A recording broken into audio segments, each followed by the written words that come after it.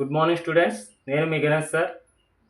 ఇక్కడ మనకి 10th class సంబంధించి పాలినామియల్స్లో ప్రీవియస్ ఇయర్లో ఇవ్వబడినటువంటి క్వశ్చన్స్ ఎంసీక్యూ క్వశ్చన్స్. ఈ ఎంసీక్యూ క్వశ్చన్స్ అనేది మనకు 20 ఇవ్వడం జరుగుతుంది. ఈ 20కి 20 కూడా మనము చేయాలంటే కొన్ని మోడల్ క్వశ్చన్స్, అదేవిధంగా ప్రీవియస్ ఇయర్లో ఇవ్వబడినటువంటి క్వశ్చన్స్ ప్రాక్టీస్ చేసినట్టయితే ఖచ్చితంగా మీరు మీ ఎగ్జామ్ హాల్లో చేయగలుగుతారు. ఇక్కడ మనకి చూడండి, ఇన్ ఏ డివిజన్, ఇది ఒక డివిజన్ ఫార్ములా. ఇది in a division, if divisor is x plus 1, quotient is x and remainder is 4, then dividend is అన్నాడు. డివిడెండ్ అనేది ఇక్కడ ఉంటుంది. ఈ డివిడెండ్ కావాలంటే ఈ డివైజర్ని కోషియంట్తో మల్టిప్లై చేసి వచ్చిన దానికి రిమైండర్ని యాడ్ చేయాలి. ఇప్పుడు డివిడెండ్ అనేది మనకు తెలియదు కాబట్టి ఆ డివిడెండ్ అనేది మధ్యలో ఉంటుంది. ఇక్కడ డివైజర్ అనేది ఎంత ఇచ్చాడు? డివైజర్ ఈజ్ ఎక్స్ ప్లస్ 1 అంటే divisor X plus 1. Quotient is X అన్నాడు అంటే ఇది ఎక్స్, కోషియంట్ ఇక్కడ ఉంటుంది. రిమైండర్ ఈజ్ 4 అన్నాడు కాబట్టి రిమైండర్ 4. అంటే ఇక్కడ వచ్చేది డివిడెండ్ అనమాట. ఈ డివిడెండ్ కావాలంటే ఈ డివైజర్ ఈ కోషియంట్ మల్టిప్లై చేయాలి. అంటే ఎక్స్ ఇంటూ ఎక్స్ ప్లస్ 1 ఈ రెండు మల్టిప్లై చేయాలి. వచ్చిన దానికి ఏం కలపాలి? ప్లస్ 4 రిమైండర్ని కలపాలి. కలిపితే ఇక్కడ వచ్చే డివిడెండ్ అనేది రావడం జరుగుతుంది. ఈ ఆప్షన్ ఎక్కడుంది మనకి? Option C is right answer. Next question చూద్దాం. సెకండ్ క్వశ్చన్ బాగా పరిశీలించినట్టయితే మనకి ఇది మార్చ్ 2019లో ఇవ్వబడినటువంటి question. March 2019. If alpha beta are the zeros of the polynomial x square plus 5x plus k and alpha minus beta equal to 3, then value of k. అంటే ఇక్కడ ఈ పాలినామియల్లో కే మిస్ అయింది, ఆ వాల్యూ కనుక్కోమంటున్నాడు. ఇప్పుడు మనము x square plus 5x plus కేకి zeros అనేది ఒక ఆల్ఫా ఒకటి బీటా. ఒక కండిషన్ ఇచ్చాడు. ఏంటి ఇచ్చాడు? Alpha minus beta equal to 3 అని ఇచ్చాడు. మరి ఆల్ఫా ప్లస్ బీటా ఏమవుతుంది? ఆల్ఫా ప్లస్ బీటా అంటే sum of the zeros. Sum of the zeros alpha plus beta అనేది minus x coefficient. X coefficient ఏంటి? Plus 5 by x square coefficient 1 that equal to minus 5. అంటే sum of the zeros అనేది minus x coefficient minus x coefficient అంటే 5 by x square coefficient 1 minus 5 by 1 అంటే minus 5 అంటే minus 5. వేసిన తర్వాత ఈ రెండు యాడ్ చేయండి. యాడ్ చేసినట్టయితే ఇది మైనస్ బీటా, ఇది ప్లస్ బీటా పోయింది. ఈ రెండు యాడ్ చేస్తే 2 ఆల్ఫా, 3లోంచి 5 పోతే minus 2. Alpha equal to minus 2 by 2 that equal to minus 1. Alpha equal to minus 1 వచ్చింది కదా. ఇప్పుడు ఇందులో సబ్స్టిట్యూట్ చేయండి మైనస్ 1. అంటే ఆల్ఫా ప్లేస్లో minus 1 plus beta that equal to minus 5. అప్పుడు ఏమవుతుంది? బీటా ఈక్వల్ టు మైనస్ 5, ఈ మైనస్ 1 అటైపు వెళ్తే plus 1 that equal to minus 4.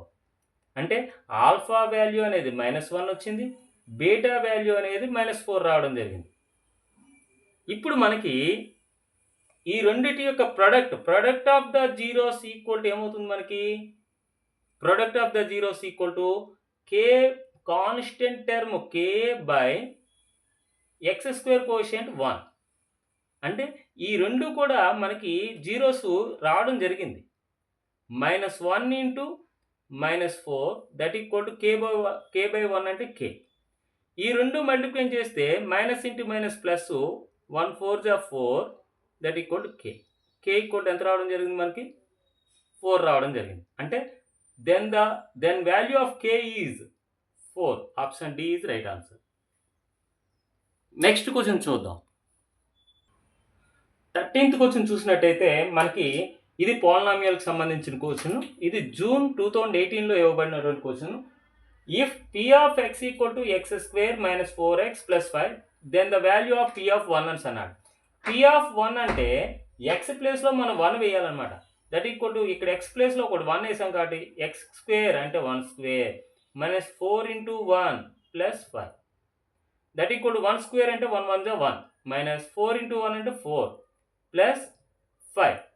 ఈ రెండు కూడా ప్లస్లు కాబట్టి ఈ రెండు యాడ్ చేస్తే 6 మైనస్ 4 దట్ ఈక్వల్ 6 మైనస్ 4 అంటే 2. Option D is right answer. Next question చూద్దాం. ఓకే, ఇక్కడ మనం 14th క్వశ్చన్ బాగా అబ్జర్వ్ చేసినట్టయితే from the graph the zeros of the polynomials are అన్నాడు. ఇక్కడ గ్రాఫ్ను బాగా పరిశీలించినట్టయితే ఇది ఎక్స్ యాక్సెస్, ఇది వై యాక్సెస్. ఇది జూన్ 2018లో ఇవ్వబడినటువంటి క్వశ్చన్. ఈ క్వశ్చన్ బాగా పరిశీలించినట్టయితే ఇది ఒక గ్రాఫ్ అనమాట. ఇది ఈ విధంగా గ్రాఫ్ గీయబడింది. ఈ గ్రాఫ్ అనేది ఎక్స్ యాక్సెస్ని ఏ పాయింట్స్ దగ్గర ఇక్కడ టచ్ చేస్తుంది. గ్రాఫ్ ఇక్కడ ఎక్స్ యాక్సిస్ని 3 పాయింట్స్ దగ్గర మనకి టచ్ చేస్తుంది. ఇక్కడ ఈ పాయింట్ని ఏమని పిలుస్తామంటే -2 0 అని పిలుస్తాం. ఈ పాయింట్ని 0 0 పాయింట్ అని పిలుస్తాం. ఈ పాయింట్ని 2, 0 అని పిలుస్తాం. ఈ పాయింట్స్లో మనకి ఎక్స్ కోఆర్డినేట్ అనేది ఇక్కడ -2, ఇక్కడ 0, ఇక్కడ ఎక్స్ కోఆర్డినేట్ 2. అంటే ఈ గ్రాఫ్కు ఉన్నటువంటి జీరోస్ అనేవి 3 వచ్చాయి. ఆ 3 కూడా -2 వస్తుంది, 0 వచ్చింది, +2 వచ్చింది. అంటే 3 జీరోస్ ఉన్నాయి. ఆ 3 జీరోస్ మనకి ఎక్స్ కోఆర్డినేట్ మాత్రమే తీసుకోవాలి. అంటే -2 ఉంటుంది, 0 ఉంటుంది, 2 ఉంటుంది. అంటే all the above. Option D is right answer అవుతుంది. ఇక్కడ ఈ క్వశ్చన్ మనం బాగా పరిశీలించినట్టయితే ఇది 2019లో జూన్లో ఇవ్వబడినటువంటి క్వశ్చన్ ఇది. ఇక్కడ చూడండి, if the polynomial p of x power 4 - 2x³ + x² - 1 is divided by x + 1, then the degree of quotient for polynomial. ఇది డివిడెండ్ అనుకుందాం. డివిడెండ్ ఇది కోషియంట్, ఇది డివైజర్, ఇది రిమైండర్. ఓకే, ఇక్కడ మనకి డివిడెండ్ అనేది p ఆఫ్ x. దీని యొక్క డిగ్రీ ఎంత? 4. Degree of dividend equal to 4. ఇక్కడ దేంతో డివైడ్ చేస్తున్నాం? x + 1తో. అంటే డివైజర్ యొక్క డిగ్రీ అనేది